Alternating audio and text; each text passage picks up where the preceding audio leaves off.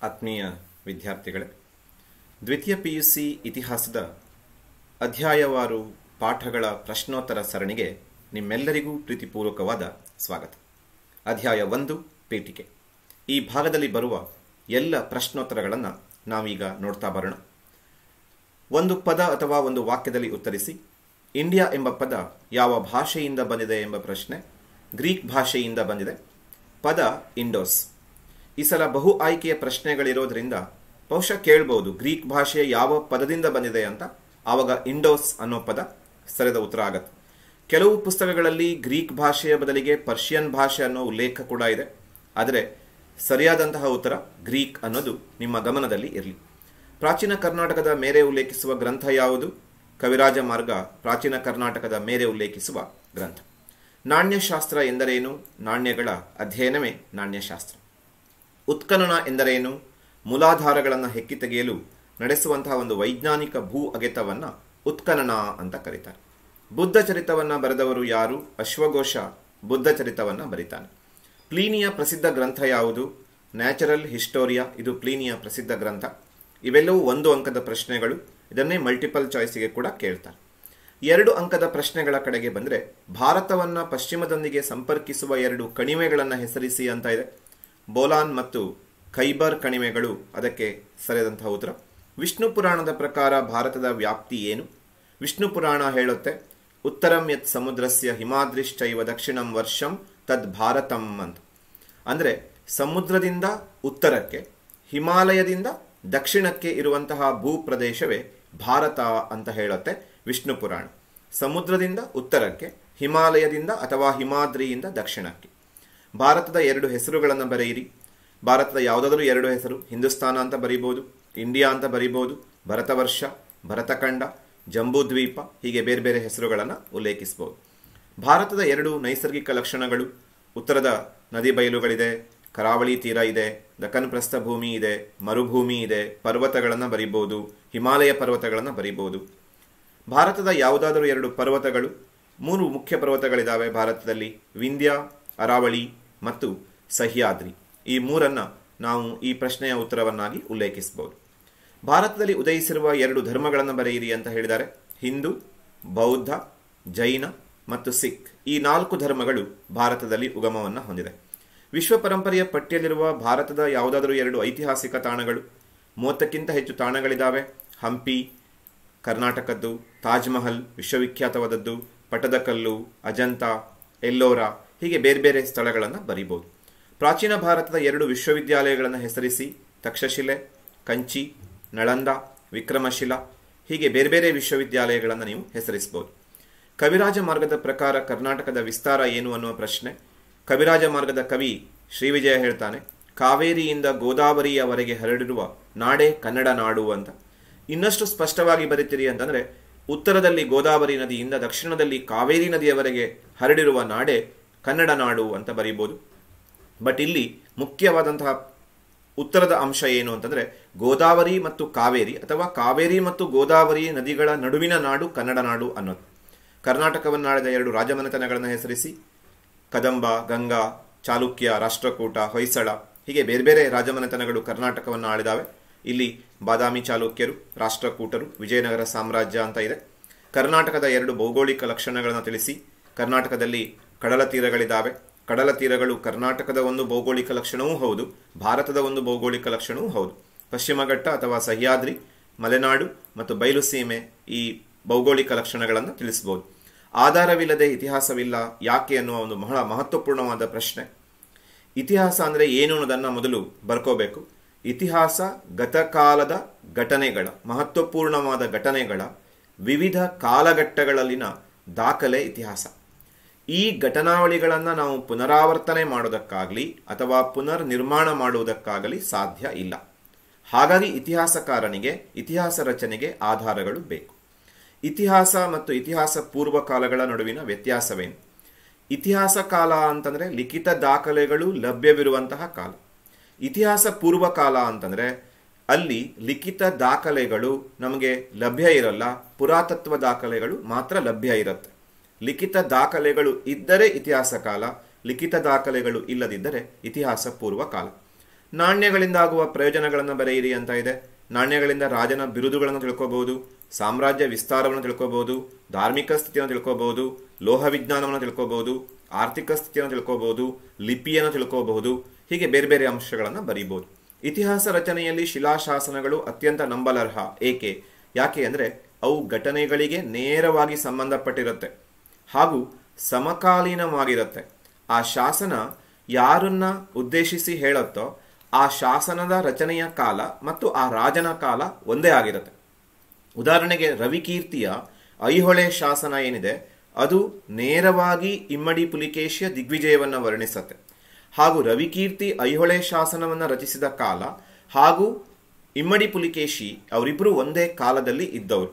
ಇದು ಸಮಕಾಲೀನವಾಗಿರುತ್ತವೆ ಮತ್ತು ಘಟನೆಗಳಿಗೆ ನೇರವಾಗಿ ಸಂಬಂಧಪಟ್ಟಿರುತ್ತದೆ ಅನ್ನೋದು ಶಾಸನಗಳ ಮಹತ್ವ.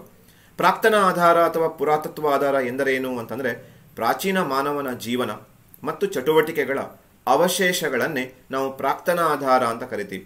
ಪ್ರಾಚೀನ ಕಾಲದಲ್ಲಿ ಮನುಷ್ಯ ಇದ್ದ, ಆತ ಅನೇಕ ಚಟುವಟಿಕೆಗಳನ್ನು ನಡೆಸಿದ್ದಾನೆ, ಅವುಗಳ ಕುರುಹುಗಳು ನಮಗೆ ಇವತ್ತು ಲಭ್ಯ ಇದೆ. ಅದು ಪ್ರಾಕ್ತನ ಆಧಾರ. ಅದು ಶಾಸನಗಳಿರಬಹುದು, ಸ್ಮಾರಕಗಳಿರಬಹುದು, ನಾಣ್ಯಗಳಿರಬಹುದು, ಆಭರಣಗಳಿರಬಹುದು, ಆಯುಧಗಳೇ ಇರಬಹುದು. ಸಾಹಿತ್ಯಾಧಾರದ ಎರಡು ಪ್ರಕಾರಗಳು, ಒಂದು ದೇಶೀಯ ಸಾಹಿತ್ಯ, ಇನ್ನೊಂದು ವಿದೇಶಿ ಬರವಣಿಗೆಗಳು. ಆಮೇಲೆ 15ರಿಂದ 20 ವಾಕ್ಯಗಳಲ್ಲಿ ಉತ್ತರಿಸಿ ಅನ್ನುವ ಪ್ರಶ್ನೆ. ಭಾರತದ ಇತಿಹಾಸದ ಮೇಲೆ ಭೂಗೋಳದ ಪ್ರಭಾವವನ್ನು ಸಂಕ್ಷಿಪ್ತವಾಗಿ ವಿವರಿಸಿ ಅನ್ನುವ ಪ್ರಶ್ನೆ. ಈ ಪಾಠದಲ್ಲಿ 5 ಅಂಕದ ಪ್ರಶ್ನೆ ಇದೆ. ಒಂದಾದರೂ ಪ್ರಶ್ನೆ ಖಂಡಿತ ವಾರ್ಷಿಕ ಪರೀಕ್ಷೆಗೆ ಬಂದೇ ಬರುತ್ತೆ. ಸಣ್ಣ ಪೀಠಿಕೆಯನ್ನು ಬರೀಬೇಕು. ಅದರಲ್ಲಿ ಭಾರತವನ್ನು ಒಂದು ಉಪಖಂಡ ಅಂತ ಕರೀತಾರೆ. ಭಾರತದಲ್ಲಿ ಅಸಂಖ್ಯಾತ ವೈವಿಧ್ಯತೆಗಳಿದ್ದಾವೆ. ಈ ವೈವಿಧ್ಯತೆಗಳಿಗೆ ಏನು ಕಾರಣ ಅಂತಂದರೆ ನಮ್ಮ ಪ್ರಾಕೃತಿಕ ಲಕ್ಷಣಗಳು. ಅದರಲ್ಲಿ ಮೊದಲನೇದಾಗಿ ಹಿಮಾಲಯ ಪರ್ವತ. ಹಿಮಾಲಯ ಪರ್ವತ ಏನು ಮಾಡಿದೆ ಅದನ್ನು ನಾವು ಬರೀಬೇಕು. ರಕ್ಷಣೆಯನ್ನು ಕೊಟ್ಟಿದೆ. ಯಾರಿಂದ ರಕ್ಷಣೆ ಕೊಟ್ಟಿದೆ? ಶೀತ ಮಾರುತಗಳಿಂದ ರಕ್ಷಣೆ ಕೊಟ್ಟಿದೆ, ವೈರಿಗಳಿಂದ ನಮಗೆ ರಕ್ಷಣೆಯನ್ನು ಕೊಟ್ಟಿದೆ.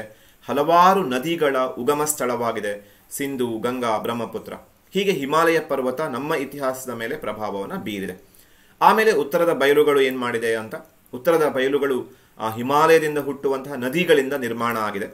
ಇವು ಫಲವತ್ತಾಗಿರುತ್ತೆ ಹಾಗೂ ಹಲವಾರು ನಾಗರಿಕತೆಗಳ ತೊಟ್ಟಿಲಾಗಿದೆ. ಉದಾಹರಣೆಗೆ ಸಿಂಧು ನಾಗರಿಕತೆ, ವೈದಿಕ ಸಂಸ್ಕೃತಿ. ಈ ಎರಡು ನಾಗರಿಕತೆಗಳು ಅಥವಾ ಸಂಸ್ಕೃತಿಗಳು ಬೆಳೆಯೋದಕ್ಕೆ ಉತ್ತರದ ಬಯಲು ಕಾರಣ ಆಗಿದೆ. ಹಾಗೂ ಅನೇಕ ಸಾಮ್ರಾಜ್ಯಗಳ ಉಗಮಕ್ಕೂ ಕಾರಣ ಆಗಿದೆ. ಮೌರ್ಯರು ಇಲ್ಲಿ ಉಗಮ ಹೊಂದುತ್ತಾರೆ, ಗುಪ್ತರು ಇಲ್ಲಿ ಉಗಮವನ್ನು ಹೊಂದುತ್ತಾರೆ. ಹೀಗೆ ಉತ್ತರದ ಬಯಲುಗಳು ನಾಗರಿಕತೆಗಳ ತೊಟ್ಟಿಲುಗಳಾಗಿದ್ವು, ಸಾಮ್ರಾಜ್ಯದ ತೊಟ್ಟಿಲುಗಳಾಗಿದ್ವು ಅಂತ. ಆಮೇಲೆ ಮರುಭೂಮಿ ಬಹಳ ಕಠಿಣವಾದಂತಹ ಪರಿಸ್ಥಿತಿಯನ್ನು ಒಳಗೊಂಡಿರುತ್ತೆ. ಹಾಗಾಗಿ ಅಲ್ಲಿನ ಮನುಷ್ಯ ಶ್ರಮಜೀವಿಯಾಗಿದ್ದಾನೆ, ಯುದ್ಧಪ್ರಿಯನನ್ನಾಗಿಸಿದೆ ಮರುಭೂಮಿ. ಹಾಗಾಗಿ ನಾವು ಮರುಭೂಮಿಯ ಇತಿಹಾಸವನ್ನು ಅಧ್ಯಯನ ಮಾಡುವಾಗ ಅಲ್ಲಿನ ಜನರ ಕಠಿಣ ಪರಿಶ್ರಮವನ್ನು ಹಾಗೂ ಯುದ್ಧಪ್ರಿಯತೆಯನ್ನು ಗಮನಿಸಬಹುದು. ಇನ್ನು ಪರ್ವತಗಳು, ವಿಂಧ್ಯ, ಅರಾವಳಿ, ಸಹ್ಯಾದ್ರಿ, ಇದನ್ನು ನಾವು ನಮ್ಮ ಪರ್ವತಗಳ ಪಟ್ಟಿಯಲ್ಲಿ ಸೇರಿಸ್ಕೋತೀವಿ. ಈ ಪರ್ವತಗಳು ವೈವಿಧ್ಯಮಯವಾದ ಸಸ್ಯವರ್ಗಕ್ಕೆ, ಪ್ರಾಣಿ ವರ್ಗಗಳಿಗೆ ಕಾರಣವಾಗಿದೆ. ಅನೇಕ ಜನಾಂಗಗಳ ಏಳಿಗೆಗೆ ಕೂಡ ಕಾರಣ ಆಗಿದೆ. ಇನ್ನು ದಕ್ಷಿಣದ ಪ್ರಸ್ಥಭೂಮಿ ಬಹಳ ಫಲವತ್ತಾದಂತಹ ದಕ್ಷಿಣದ ಪ್ರಸ್ಥಭೂಮಿ, ಖನಿಜಗಳಿಂದ ಸಮೃದ್ಧವಾದಂತಹ ಪ್ರಸ್ಥಭೂಮಿ. ಇಲ್ಲಿ ಸಾಕಷ್ಟು ಬಂಡೆಗಳಿದ್ದಾವೆ. ಹಾಗಾಗಿ ಅನೇಕ ಸ್ಮಾರಕಗಳ ರಚನೆಯಾಗುತ್ತೆ. ಅರಮನೆಗಳು, ಕೋಟೆಗಳು, ಮೂರ್ತಿಶಿಲ್ಪಗಳು, ಹೀಗೆ ದೊಡ್ಡ ದೊಡ್ಡ ಸ್ಮಾರಕಗಳ ನಿರ್ಮಾಣ ಆಗುತ್ತೆ. ದೊಡ್ಡ ದೊಡ್ಡ ಬೆಟ್ಟಗಳನ್ನು ಕೊರೆದು ಗುಹಾದೇವಾಲಯವನ್ನು ನಿರ್ಮಿಸ್ತಾರೆ. ಗೊಮ್ಮಟೇಶ್ವರನ ಮೂರ್ತಿಯಂತಹ ಅದ್ಭುತ ಕೆತ್ತನೆ ನಿರ್ಮಾಣಗೊಳ್ಳುತ್ತೆ ದಕ್ಷಿಣದ ಪ್ರಸ್ಥಭೂಮಿಯ ಭಾಗದಲ್ಲಿ. ಇನ್ನು ಕರಾವಳಿಯ ತೀರಗಳು, ಒಂದು ಕಾಲದಲ್ಲಿ ಇವು ತಡೆ ಬೇಲಿಗಳಾಗಿದ್ದು ರಕ್ಷಣೆಯನ್ನು ಕೊಡ್ತಿದ್ವು. ಇದು ಇವತ್ತು ಸಂಪರ್ಕದ ಸಾಧನ ಆಗಿದೆ. ಹೀಗೆ ಬಹುತೇಕ ಭಾರತ ಒಂದು ಒಳ್ಳೆ ವಾಯುಗುಣವನ್ನು, ಉಷ್ಣವಲಯದ ವಾಯುಗುಣವನ್ನು ಹೊಂದಿದೆ. ಅದು ಮಾನವನ ಸರ್ವಾಂಗೀಣ ವಿಕಾಸಕ್ಕೂ ಕಾರಣವಾಗಿದೆ. ಆದರೂ ಖೈಬರ್ ಮತ್ತು ಬೋಲಾನ್ ಕಣಿವೆಗಳು, ಪಶ್ಚಿಮದಲ್ಲಿ ಇರುವಂತಹ ವಾಯುವ್ಯ ಭಾಗದಲ್ಲಿರುವಂತಹ 2 ಕಣಿವೆಗಳು ವಿದೇಶಿ ಆಕ್ರಮಣಕ್ಕೂ ಕಾರಣ ಆಗುತ್ತೆ. ಅದು ಕೊಳ್ಳುವಿಕೆಗೂ ಕೂಡ ಕಾರಣ ಆಗುತ್ತೆ. ಹೀಗೆ ಇತಿಹಾಸದ ಮೇಲೆ ಭೂಗೋಳ ಪ್ರಭಾವವನ್ನು ಬೀರುತ್ತೆ. ಇನ್ನು ಭಾರತದ ಇತಿಹಾಸದ ವಿಶಿಷ್ಟ ಲಕ್ಷಣಗಳನ್ನು ಬರೆಯಿರಿ ಅನ್ನುವಂತಹ ಪ್ರಶ್ನೆ. ಭಾರತ 7ನೇ ದೊಡ್ಡ ದೇಶ. ಜನಸಂಖ್ಯೆಯಲ್ಲಿ ಇವತ್ತು ನಮ್ಮ ಪುಸ್ತಕದ ಪ್ರಕಾರ 2ನೇ ದೊಡ್ಡ ದೇಶವಾದರೂ ಅಂಕಿಅಂಶಗಳ ಪ್ರಕಾರ ಜಗತ್ತಿನಲ್ಲಿ 1ನೇ ದೊಡ್ಡ ದೇಶ. ಹೆರೋಡಾಟಸ್ ಜನಸಂಖ್ಯಾ ಭರಿತ ದೇಶ ಅಂತ ಹೇಳ್ತಾನೆ. ಪೀಠಿಕೆಯ ಭಾಗದಲ್ಲಿ ಬರೀಬೇಕು. ನಾಗರಿಕತೆ, ಸಂಸ್ಕೃತಿಗಳಲ್ಲಿ ನಿರಂತರತೆಯನ್ನು ಹೊಂದಿದೆ. ಭಾರತ ಮತ್ತು ಚೀನಾ ಮಾತ್ರ ಇಂತಹ ನಿರಂತರತೆಯನ್ನು ಹೊಂದಿದೆ. ಅದಕ್ಕೆ ಪೂರಕವಾದ 2ನೇ ಅಂಶ ಸ್ತರಬದ್ಧವಾದ ವಿಕಾಸ. ಹಂತ ಹಂತವಾಗಿ ವಿಕಾಸಗೊಂಡಿದೆ. ಆರಂಭದಲ್ಲಿ ಸಿಂಧು ನಾಗರಿಕತೆ, ಆನಂತರದಲ್ಲಿ ವೈದಿಕ ಸಂಸ್ಕೃತಿ, ಇಸ್ಲಾಂನ ಪ್ರಭಾವ, ಕ್ರಿಶ್ಚಿಯನ್ ಪ್ರಭಾವ, ಹೀಗೆ ಹಂತ ಹಂತವಾಗಿ ವಿಕಾಸಗೊಂಡಿದೆ ಭಾರತದ ಒಂದು ಸಂಸ್ಕೃತಿ. ಅದು ಸ್ತರಬದ್ಧವಾದ ವಿಕಾಸ ಅನಿಸ್ಕೊಳ್ಳುತ್ತೆ. ಇನ್ನು ವಿದೇಶಿ ದಾಳಿಗಳು ಭಾರತದ ಮೇಲೆ, ಅದರಲ್ಲೂ ಉತ್ತರ ಭಾರತ ವಿಶೇಷವಾಗಿ ವಿದೇಶಿ ದಾಳಿಗಳಿಗೆ ತುತ್ತಾಗುತ್ತೆ. ಗ್ರೀಕರು, ಪರ್ಷಿಯನ್ನರು, ಹೂಣರು, ಶಕರು, ಅರಬರು, ಟರ್ಕರು, ಅಫ್ಘನ್ನರು, ಯುರೋಪಿಯನ್ನರು, ಹೀಗೆ ಬೇರೆ ಬೇರೆ ಜನ ದಾಳಿ ಮಾಡ್ತಾರೆ. ಆದರೆ ಇವರೆಲ್ಲ ಭಾರತದ ಒಂದು ಭಾಗ ಆಗ್ತಾರೆ. ಆದರೆ ಬ್ರಿಟಿಷರು ಮಾತ್ರ ಇದಕ್ಕೆ ಹೊರತಾಗಿರ್ತಾರೆ. ಹಾಗಾಗಿ ನಾವು ಬ್ರಿಟಿಷರ ವಿರುದ್ಧ ಒಂದು ಹೋರಾಟವನ್ನು ಮಾಡ್ತೀವಿ. ಇದು ನಮ್ಮ ಚರಿತ್ರೆಯ ಒಂದು ಭಾಗ ಆಗುತ್ತೆ. ಆದರೆ ದಕ್ಷಿಣ ಭಾರತ ಈ ದಾಳಿಗಳಿಂದ ಹೊರತಾಗಿತ್ತು ಅಂತ ನೋಡ್ತೀವಿ.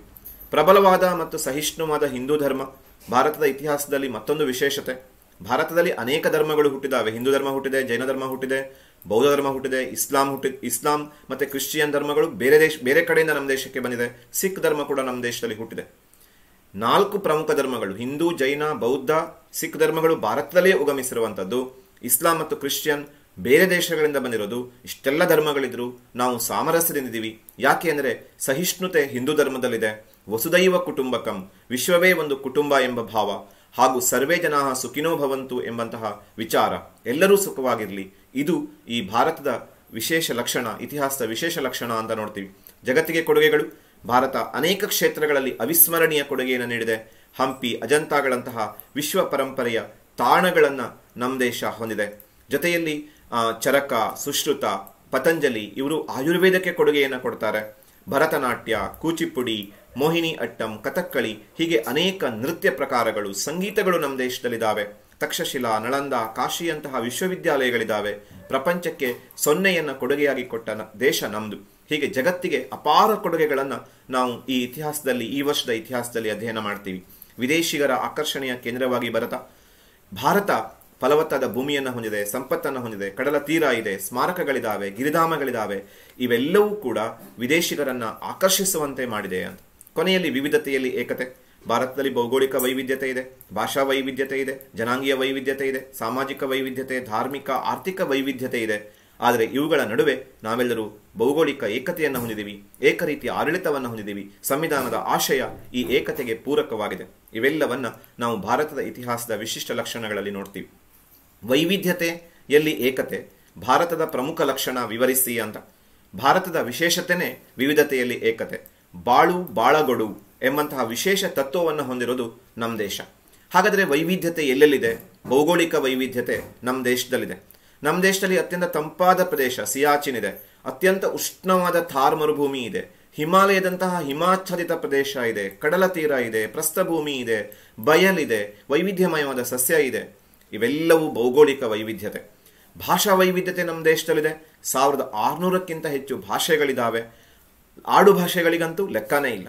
ಜನಾಂಗೀಯ ವೈವಿಧ್ಯತೆ, ಭಾರತದಲ್ಲಿ ದ್ರಾವಿಡರಿದ್ದಾರೆ, ನಿಗ್ರೋಗಳಿದ್ದಾರೆ, ಮಂಗೋಲಿಯನ್ಸ್ ಇದ್ದಾರೆ, ಆಲ್ಫೈನ್ಸ್ ಇದ್ದಾರೆ, ಹೀಗೆ ಬೇರೆ ಬೇರೆ ಜನ ಇದ್ದಾರೆ.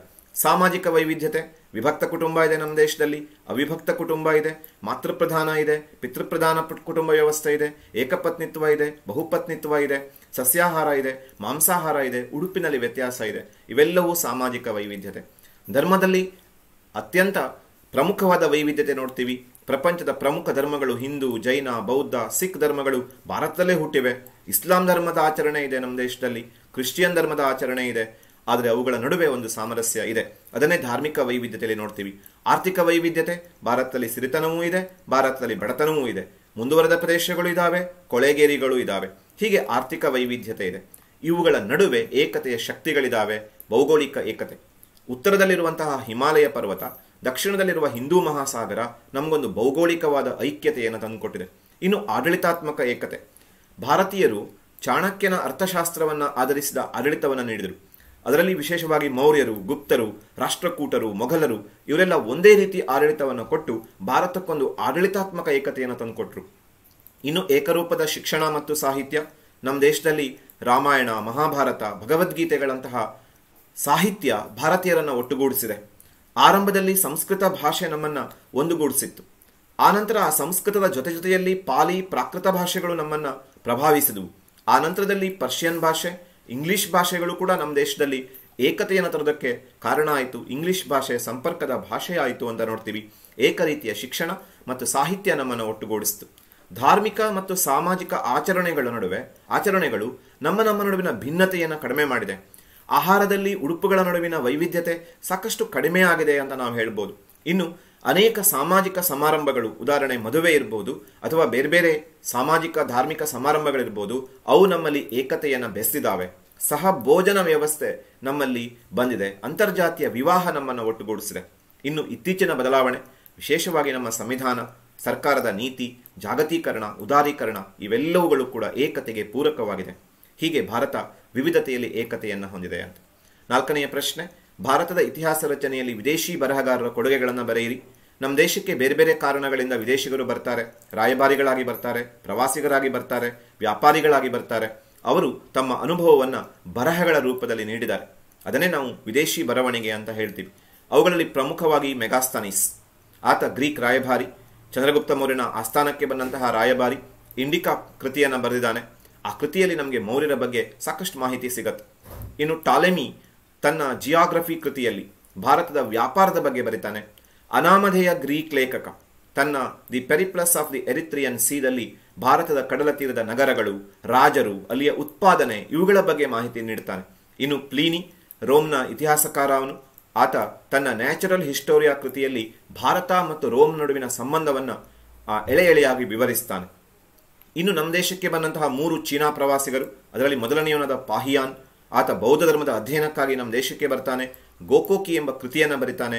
ಅಶೋಕನ ಅರಮನೆಯ ಬಗ್ಗೆ ಆತ ವಿವರಣೆಯನ್ನು ಕೊಡ್ತಾನೆ. ಇನ್ನು ಹುಯೆನ್ ಸ್ಯಾಂಗ್ ಚೀನಾದ ಯಾತ್ರಿಕ. ಸಿಯುಕಿಯಲ್ಲಿ ಆತ ಅಗಾಧ ಮಾಹಿತಿಯನ್ನು ಕೊಡ್ತಾನೆ. ಹರ್ಷವರ್ಧನ, ಇಮ್ಮಡಿ ಪುಲಿಕೇಶಿ, ನರ್ಮದಾ ನದಿ ಕಾಳಗ ಇವುಗಳ ಬಗ್ಗೆ ಎಲ್ಲ ಆತ ನಂಬಲರ್ಹವಾದ ವಿವರಣೆಯನ್ನು ಕೊಡ್ತಾನೆ. ಇನ್ನು ಚೀನಾದ ಇನ್ನೊಬ್ಬ ಪ್ರವಾಸಿಗ ಇತ್ಸಿಂಗ್, ಈತ ಕಾಶಿ, ರಾಜಗೃಹ, ನಳಂದಾಗಳ ಬಗ್ಗೆ ಮಾಹಿತಿಯನ್ನು ನೀಡುತ್ತಾನೆ.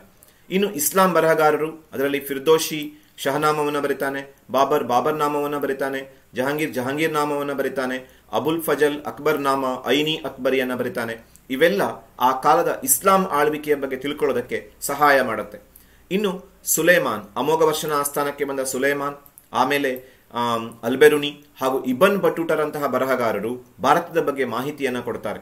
ಇನ್ನು ವಿಜಯನಗರದ ಕಾಲಕ್ಕೆ ಬಂದಂತಹ Nicolo Conti, Abdul Razzak, Domingo Paes, Barbosa, Nikitin ಇವರು ವಿಜಯನಗರದ ಬಗ್ಗೆ ಹಾಗೂ ಬಹಮನಿ ಸುಲ್ತಾನರ ಬಗ್ಗೆ ಮಾಹಿತಿಯನ್ನು ಕೊಡ್ತಾರೆ. ಈ ಎಲ್ಲ ವಿದೇಶಿ ಬರಹಗಾರರ ಬರಹಗಳು ನಮಗೆ ಭಾರತದ ಇತಿಹಾಸ ರಚನೆ ಮಾಡೋದಕ್ಕೆ ಸಹಾಯ ಮಾಡುತ್ತೆ. ಇತಿಹಾಸದ ಘಟನೆಗಳನ್ನು ನಿರೂಪಿಸುವಲ್ಲಿ ಸಹಾಯ ಮಾಡುತ್ತೆ.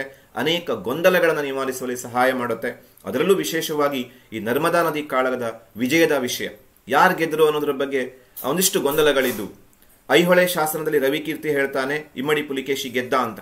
ಆದರೆ ಕೆಲವು ಇತಿಹಾಸಕಾರರು ವಾದ ಮಾಡ್ತಾರೆ ಇಮ್ಮಡಿ ಪುಲಿಕೇಶಿಯ ಆಸ್ಥಾನದಲ್ಲೇ ಇದ್ದವನು ರವಿಕೀರ್ತಿ, ಅವನು ಸುಳ್ಳು ಬರೆದಿರಬಹುದು ಅಂತ.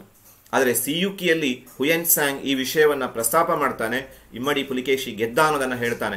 ಈ ರೀತಿ ಗೊಂದಲಗಳಿದ್ದಾಗ ಕೂಡ ಇವು ಸಹಾಯ ಮಾಡುತ್ತೆ. ಇನ್ನು ಈ ಪಾಠದ ಕೊನೆಯ ಪ್ರಶ್ನೆ, ಭಾರತದ ಇತಿಹಾಸ ರಚನೆಗೆ ಪ್ರಾಕ್ತನ ಆಧಾರಗಳ ಮಹತ್ವವನ್ನು ಬರೆಯಿರಿ ಅಂತ. ಪ್ರಾಕ್ತನ ಆಧಾರ ಅಂದರೆ ಏನು ಅಂತ ಫಸ್ಟ್ ಬರ್ಕೋಬೇಕು. ಮಾನವನ ಜೀವನ ಮತ್ತು ಚಟುವಟಿಕೆಗಳ ಅವಶೇಷವನ್ನ ಪ್ರಾಕ್ತನ ಆಧಾರ ಅಂತ ಕರಿತೀವಿ. ಅವು ಶಾಸನಗಳಿರ್ಬೋದು, ಆಭರಣಗಳಿರ್ಬೋದು, ಆಯುಧಗಳಿರ್ಬೋದು, ಅವೆಲ್ಲವೂ ಆ ಪ್ರಾಕ್ತನ ಆಧಾರಗಳ ಭಾಗ ಆಗಿರುತ್ತೆ. ಪ್ರಮುಖವಾಗಿ 5 ಭಾಗಗಳಿದ್ದಾವೆ. ಅದರಲ್ಲಿ ಉತ್ಖನನ, ಮೂಲಾಧಾರಗಳನ್ನು ಹೆಕ್ಕಿ ತೆಗೆದು ನಡೆಸುವಂತಹ ಒಂದು ವೈಜ್ಞಾನಿಕ ಭೂ ಅಗೆತವನ್ನ ಉತ್ಖನನ ಅಂತ ಕರಿತೀವಿ. ಅನೇಕ ಶಿಲಾಯುಗದ ಸಂಸ್ಕೃತಿ ಉತ್ಖನನಗಳಿಂದಲೇ ನಮಗೆ ಗೊತ್ತಾಗಿದೆ. ಉದಾಹರಣೆಗೆ ಚಂದ್ರಗಿರಿಯಲ್ಲಿ, ತಿರುನೆಲ್ವೇಲಿಯಲ್ಲಿ, ಮದುರೈನಲ್ಲಿ, ಅರ್ಕಮೇಡ್ನಲ್ಲಿ ಉತ್ಖನನ ಮಾಡಿದ್ರು, ಅಲ್ಲಿ ನಮಗೆ ಶಿಲಾಯುಗ ಸಂಸ್ಕೃತಿ ಇದ್ದದ್ದು ಗೊತ್ತಾಯಿತು. ಹಾಗೇನೆ ಕಾಂಬೋಡಿಯಾದಲ್ಲಿ ನಡೆಸಿದಂತಹ ಉತ್ಖನನದಿಂದ ಜಗತ್ತಿನಲ್ಲಿ ಅತಿದೊಡ್ಡ ಹಿಂದೂ ದೇವಾಲಯ ಅಂಕುರ್ ವಾಟ್ ಪ್ರತ್ಯಕ್ಷವಾಯಿತು. ಜಗತ್ತಿಗೆ ಅದು ಅನಾವರಣಗೊಂಡಿತು. ಜಾವಾದಲ್ಲಿರುವಂತಹ ಬೋರೋಬದರ್ ಸ್ತೂಪ ಕೂಡ ಉತ್ಖನನದ ಮೂಲಕವೇ ಜಗಜ್ಜಾಹೀರಾಯಿತು.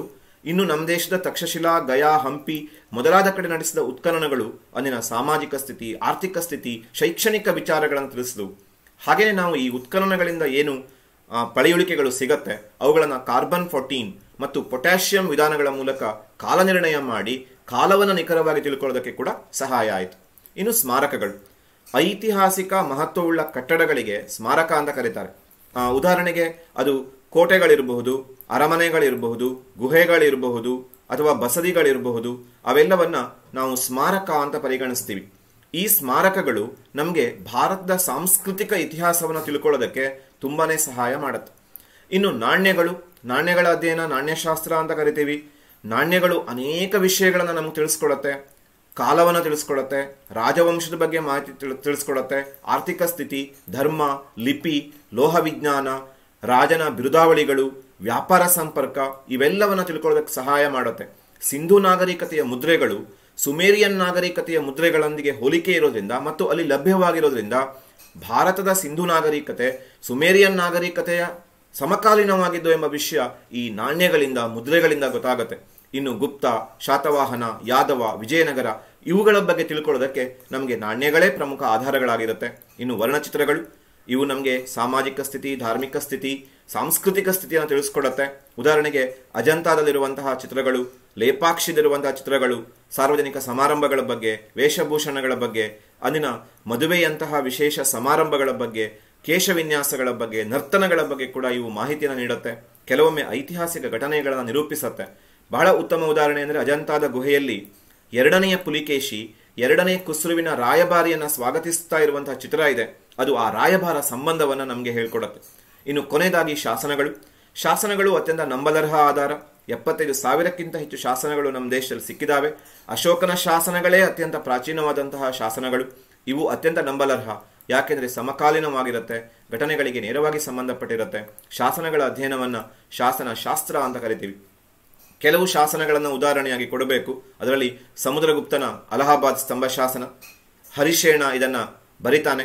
ಅದರಲ್ಲಿ ಸಮುದ್ರಗುಪ್ತನ ದಿಗ್ವಿಜಯಗಳನ್ನು ವಿವರಿಸ್ತಾನೆ ಅಲಹಾಬಾದ್ ಸ್ತಂಭ ಶಾಸನದಲ್ಲಿ. ರವಿಕೀರ್ತಿ ಬರೆದಂತಹ ಐಹೊಳೆ ಶಾಸನ ಇಮ್ಮಡಿ ಪುಲಿಕೇಶಿಯ ಸಾಧನೆಯನ್ನು ಹೇಳುತ್ತೆ. ಅಶೋಕನ ಶಾಸನ ಅಶೋಕನ ಧರ್ಮದ ವಿಚಾರಗಳನ್ನು, ಬೌದ್ಧ ಧರ್ಮದ ಪ್ರಚಾರವನ್ನು ತಿಳಿಸ್ಕೊಡುತ್ತೆ. ಕಾಕುತ್ಸವರ್ಮನ ಹಲ್ಮಿಡಿ ಶಾಸನ ಕನ್ನಡದ ಮೊಟ್ಟಮೊದಲ ಶಾಸನ ಅನಿಸ್ಕೊಳ್ಳುತ್ತೆ. ಕಾರವೇಲನ ಹಾತಿಗುಂಪ ಶಾಸನ. ಹೀಗೆ ಇವೆಲ್ಲವೂ ನಮಗೆ ಸಹಾಯ ಮಾಡುತ್ತೆ. ಅದರಲ್ಲೂ ವಿಶೇಷವಾಗಿ ಸಾಹಿತ್ಯ ಆಧಾರಗಳು ಲಭ್ಯವಿಲ್ಲ, ಲಿಖಿತ ದಾಖಲೆಗಳು ಲಭ್ಯವಿಲ್ಲ ಅಂತ ಇದ್ದಾಗ ನಮಗೆ ಈ ಪ್ರಾಕ್ತನ ಆಧಾರಗಳೇ ಏಕೈಕ ದಾಖಲೆ ಆಗಿರುತ್ತೆ. ಉದಾಹರಣೆಗೆ ಸಿಂಧೂ ನಾಗರಿಕತೆಯ ಅಧ್ಯಯನಕ್ಕೆ ನಮಗೆ ಪ್ರಾಕ್ತನ ಆಧಾರಗಳನ್ನು ಬಿಟ್ಟರೆ ಬೇರೆ ಆಧಾರಗಳೇ ಸಿಗಲ್ಲ. ಹಾಗೆ ಪ್ರಾಕ್ತನ ಆಧಾರ ಇತಿಹಾಸ ರಚನೆಯಲ್ಲಿ ತುಂಬ ಸಹಾಯ ಮಾಡುತ್ತೆ, ಬೆನ್ನೆಲುಬಾಗಿ ಕಾರ್ಯವನ್ನ ಮಾಡುತ್ತೆ. ಇನ್ನು ಸೂಕ್ತ ಉತ್ತರವನ್ನು ಆರಿಸಿ ಬರೆಯಿರಿ ಅನ್ನುವ ಪ್ರಶ್ನೆಗಳು. ಇಂಡಿಯಾ ಎಂಬ ಪದ ಯಾವ ಭಾಷೆಯಿಂದ ಬಂದಿದೆ?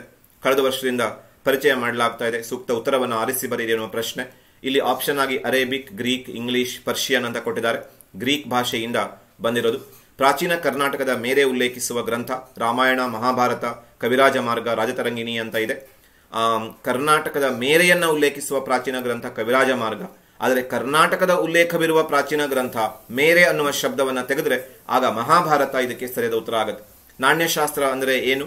ನಾಣ್ಯಗಳ ಅಧ್ಯಯನ, ನಾಣ್ಯಗಳ ಚಲಾವಣೆ, ನಾಣ್ಯಗಳ ಮರುಚಲಾವಣೆ, ನಾಣ್ಯಗಳ ಮರುಮುದ್ರಣ, ನಾಣ್ಯಗಳ ಅಧ್ಯಯನ ಸರಿಯಾದ ಉತ್ತರ. ಉತ್ಖನನ ಅಂತಂದ್ರೆ ಭೂಮಿಯನ್ನು ಉಳುಮೆ ಮಾಡೋದು, ಮೂಲಾಧಾರಗಳ ಸಂರಕ್ಷಣೆ ಮಾಡೋದು, ಮೂಲಾಧಾರಗಳನ್ನು ಹೆಕ್ಕಿ ತೆಗೆಯಲು ನಡೆಸುವ ವೈಜ್ಞಾನಿಕ ಭೂಅಗೆತ ಮೇಲಿನ ಎಲ್ಲವೂ ಅಂತ ಇದೆ. ಮೂಲಾಧಾರಗಳನ್ನು ಹೆಕ್ಕಿ ತೆಗೆಯಲು ನಡೆಸುವ ವೈಜ್ಞಾನಿಕ ಭೂಅಗೆತವೇ ಉತ್ಖನನ. ಬುದ್ಧ ಚರಿತವನ್ನು ಬರೆದವರು ಯಾರು? ಅಶ್ವಘೋಷ, ಕಾಳಿದಾಸ, ಬಾಣ, ವಿಶಾಖದತ್ತ. ಸರಿಯಾದ ಉತ್ತರ ಅಶ್ವಘೋಷ. ಪ್ಲೀನಿಯ ಪ್ರಸಿದ್ಧ ಗ್ರಂಥ ಯಾವುದು? Indica, the geography, the Periplus of the Erythraean sea, natural historia. Natural historia ಇದು ಪ್ಲೀನಿಯ ಪ್ರಸಿದ್ಧ ಗ್ರಂಥ. ಹೀಗೆ ನಾವು ಮೊದಲನೇ ಪಾಠದ ಎಲ್ಲ ರೀತಿಯ ಪ್ರಶ್ನೋತ್ತರಗಳನ್ನು ತಿಳ್ಕೊಂಡಿದ್ದೀವಿ. ಇವುಗಳನ್ನು ಚೆನ್ನಾಗಿ ಅಧ್ಯಯನ ಮಾಡಿ ವಾರ್ಷಿಕ ಪರೀಕ್ಷೆಗೆ ಈ ಪಾಠದಿಂದ ಕನಿಷ್ಠ 6 ಅಂಕಗಳು ಬಂದೇ ಬರುತ್ತೆ. ಅದರಲ್ಲೂ 5 ಅಂಕದ ಒಂದು ಪ್ರಶ್ನೆ ಖಂಡಿತ ಬರುತ್ತೆ. ಹಾಗೆ 5 ಅಂಕಗಳ ಪ್ರಶ್ನೆಯ ದೃಷ್ಟಿಯಿಂದ ಇದು ಬಹಳ ಮಹತ್ವಪೂರ್ಣವಾದಂತಹ ಪಾಠ. ಚೆನ್ನಾಗಿ ಅಧ್ಯಯನ ಮಾಡಿ ಈಗಲಿಂದನೇ ಓದೋದಕ್ಕೆ ಶುರು ಮಾಡಿ. ಈ ವಿಡಿಯೋದ ಸಂಪೂರ್ಣ ಸದುಪಯೋಗವನ್ನು ಪಡಿಸ್ಕೊಳ್ಳಿ. Thank you.